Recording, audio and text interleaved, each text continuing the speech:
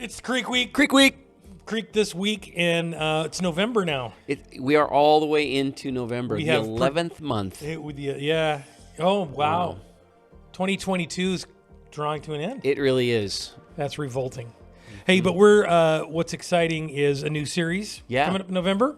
Looking forward to that. Challenge Accepted. Challenge accepted. So, Rick, I want to hear, in the last year, 2022, what was the biggest challenge you faced? Well, the biggest challenge I faced I think I know the this answer to year this. is building a house. Building a house. I knew it. Yeah, that we managed to escape with our marriage intact. So that's a real celebration moment for us. Yeah, indeedy. It was massive. Just kind of rolling up your sleeves and getting involved in contracting, working with contractors, working with the county, the red tape, all the. Yeah, it was finance, it was and weather, and contract. Yeah. And I'm a guy who studied theology my whole life, so it was a bit of a fish out of water. Duck out of water? Ducks can go out of water. Ducks are officially... Ducks fly, walk, and swim. They do all the things. They do all the things. Ducks are a bad example for this. Really terrible. The larger point is it was a challenge. It was one you picked, right? I mean, you didn't have to build a house. That's right. There are some challenges that get handed to us. Mm-hmm. An illness, right? Yep. You get drafted into the military or whatever, an accident and a challenge, that sort of thing. We are talking about challenge. It's implied in the title. The challenge accepted. There's some challenges that can come your way, and you should say no. I reject. Yes. Yeah, no, thank you at all. But this is going to be a series about challenges that we have an option.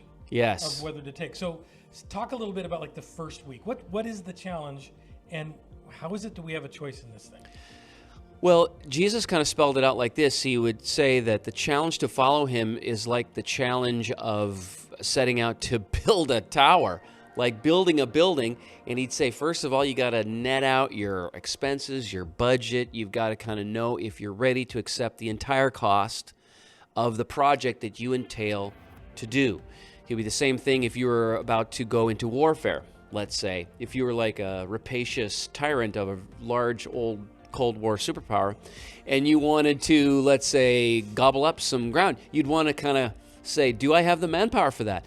Are my old rusty tanks? I'm having a lot of fun with this. Let's not put too fine a point on it. Let's not too fine a point on it. If your name rhymed with fruitin', you'd want to count the cost. We don't count the cost of whether you can succeed at the challenge that you have accepted. So Jesus was really, really clear about that. Those were his two analogies, minus the historic specifics. And so this is the challenge in front of the follower of Jesus. And wow, this is fascinating. So the first week we basically say, so does this mean that following Jesus is a way of life that we earn our way into God's approval by accepting the challenge? And so we have to figure out the way in which accepting the challenge of following Jesus merges with receiving grace from Jesus. And that is kind of a historic tension within the church. How do we experience the life that God has to us and understand that it is unearned, and at the same time receive Jesus as master who I follow, and I must count the cost to follow him, and it will require sacrifice, and it will require denial, self-denial, and all sorts of other things that are challenging. There will be trouble in life. There will be trouble in those things. So So that's the first week. We got to figure out how to marry those two ideas. It's a paradox, almost in a sense, right? That this is grace. This is free. This doesn't cost you anything. You don't owe me anything. You don't have to do anything. It's here. However, when you take it up, there are costs. There are costs involved. So we're going to unpack that. What else are we going to do for the rest of November? Well, so then we realize is that the challenges are all wrapped around one word, and the word is love. So the great high call of Jesus is a high call to engage in love. And when we think about love, we have to divorce it from our cultural fixation on love as a feeling. Love is something that happens to me, like romantic, I get gobsmacked by love.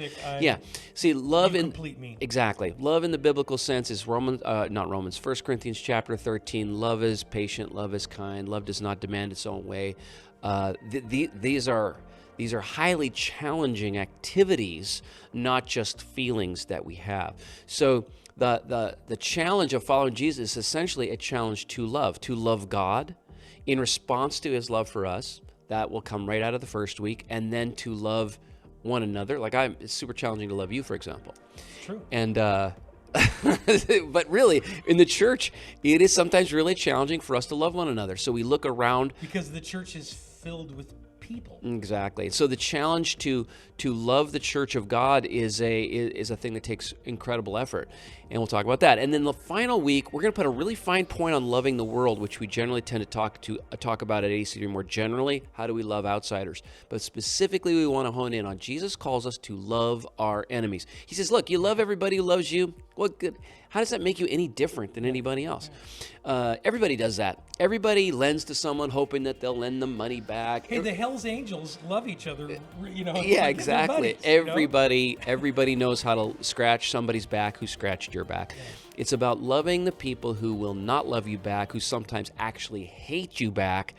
That is the highest challenge, and you don't want to miss that week. Challenge accepted. Challenge accepted. Can we love our enemies? Can we love each other? And can we love God after He loves us first? Because that's kind of the key. So that's coming up in November, and then after that, we'll be moving into a cool series, December, ramping up towards Christmas, because it's that time of year, man. Yep. I mean, it's right. It kicks off with Halloween, and then it's just pedal to one the metal. One special thing after another, including baptism, by the way. So people are thinking about a friend in their life who has been considering Christ, or maybe has recently walked across that line of faith, or maybe that describes you. Hey, man, this is your moment to put the sign and seal on your commitment to Jesus by stepping into those waters. Coming up in December. Yeah, so make sure you check out the website and the calendar there, where you can get all the specifics on baptism and on all the special events going on around AC3 in the coming weeks, because there's going to be a bunch going on. Yeah, it's going to be fun. Like Rick driving me to counseling because I'm hard to love. It's a special event. Yeah. Yeah. Well, I thought that was just common knowledge. Well, wasn't like special revelation, man.